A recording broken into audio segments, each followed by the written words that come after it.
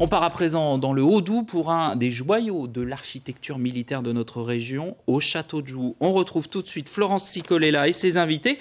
Bonjour Florence, des malheurs de la Dame Berthe à ceux de Toussaint Louverture. On va beaucoup jouer aux énigmes cet été au Château de Joux.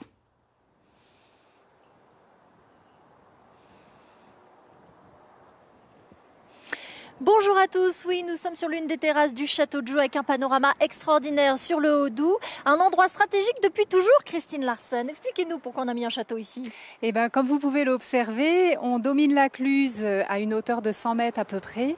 Et on observe ici ce passage géologique naturel, ces plissements calcaires qui vont créer les montagnes du Jura. Une faille dans le massif du Jura. Oui, tout à fait. Et les sires de Joux, environ en 1034, ont fait construire un donjon pour installer un péage au pied du château pour contrôler les axes commerciaux. Donc la route de la Suisse notamment. Voilà, et les routes qui mènent aussi jusqu'à l'Italie pour traverser jusqu'aux Flandres en passant par Pontarlier. Donc depuis le Moyen-Âge, ici, on reconstruit, on rebâtit, on modifie. Oui, le château est passé de main en main, il est passé dans les mains des ducs de Bourgogne et au XVIIe siècle, c'est Vauban qui va fortifier le château à la demande du roi Louis XIV.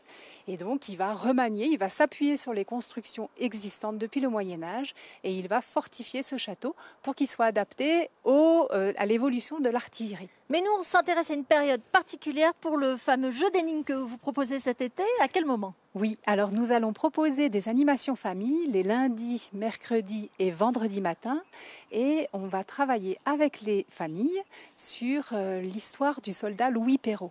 Dont on est sûr qu'il est passé par ici ? Oui, puisqu'on a retrouvé un graffiti dans un des logis des sous-officiers. Et on a donc la preuve que Louis Perrault a été en garnison en 1917. Bon, et alors on lui invente un petit destin, vous lui avez inventé une histoire ? Oui, il a été blessé à Verdun, il est arrivé au château et il attendait qu'on décide un petit peu de son sort suite à cette grave blessure au postérieur. Et on a imaginé qu'en se déplaçant dans le château, il trouve un petit coffret et un trésor qui daterait de l'époque de Louis XIV. Qu'évidemment, il faut se mettre en chasse pour le retrouver, ce trésor. Oui, les familles vont devoir déambuler dans le château, répondre à des épreuves, ils auront 7 arrêts et ils devront retrouver ce trésor. On y va, alors on part sur le début de ce jeu de piste. La visite dure combien de temps, Christine ? La visite dure environ 2 heures. Avec combien d'arrêts ? Avec 7 arrêts. D'autant ici, donc à la porte d'honneur, qu'est-ce que les visiteurs doivent trouver ici ? Alors ici, sur la porte d'honneur, l'objectif, c'est de mettre en valeur la propagande royale. Elle a été construite par Vauban à la demande du roi Louis XIV. Donc on va retrouver sur les pieds droits, donc les colonnes de chaque côté de la porte, les armes du génie, les armes de l'infanterie, et tout à fait en haut, le globe terrestre, qui est le symbole du roi Soleil. Il manque des bouts, hein ? Oui, tout à fait. En haut, on voit une petite barrette métallique où il y avait à l'époque une couronne royale qui a été détruite pendant la Révolution française. Le but, c'est de faire travailler les adultes, les enfants ? Oui. L'objectif, c'est que les familles soient ensemble et appréhendent l'histoire du château de Joux, qui est assez complexe, puisqu'il y a 1000 ans de fortification. Il y a des coins et des recoins un peu partout. Et donc, depuis 5 ans jusqu'à 99 ans, tout le monde peut s'amuser, répondre aux énigmes sur chaque arrêt. L'objectif étant de retrouver ce petit trésor qu'on a récupéré au passage. On ne dit pas où on l'a trouvé. Non, du tout. Et en plus, un petit objet collector. Oui. Les familles vont devoir... donc c'est le petit rappel du soldat Louis Perrault. Comme il était en garnison en 1917, il avait, comme tous les soldats de la même époque, une médaille autour du poignet qui était une plaque d'identité en aluminium. Et donc les familles vont la frapper. Ils vont frapper leur prénom, leur classe. Donc ils devront calculer leur classe, c'est un calcul assez précis à faire, et ils repartiront avec leur petite plaque d'identité. Ça fait un souvenir en plus du trésor, évidemment. Oui. Donc c'est les lundis, mercredis, vendredis à partir du 9 juillet de 10h à midi, sur réservation à partir de la veille. Merci beaucoup, voilà. Je vous laisse ici, je vais rejoindre votre collègue. Merci. Et nous finissons notre visite par cette partie du Château de Joux qui date du 19e siècle, Estelle Varetti, n'est-ce pas ? Oui, du 19e.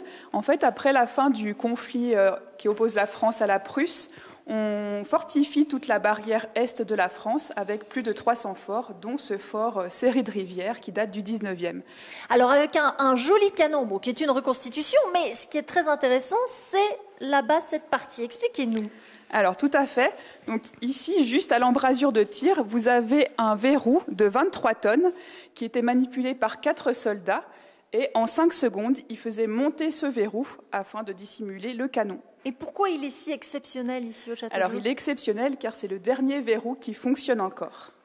Et alors, France. comment on s'y prenait? Donc c'est pour cacher le canon en fait. C'est pour cacher le canon. À la vue des gens, bon, il est quand même déjà bien caché. Hein. Et alors, donc, 2 soldats se mettaient de chaque côté dans cette chambre du treuil et manipulaient la manivelle, ce qui faisait monter ou descendre le verrou en 5 secondes.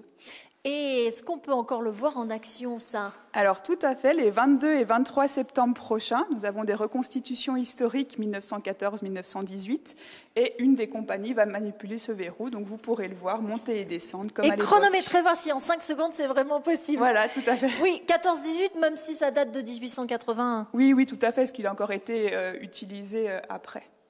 Bon, et ben voilà, rendez-vous est pris pour découvrir donc le château de Joux, alors version 14-18, où tout l'été sur les traces du soldat Perrault.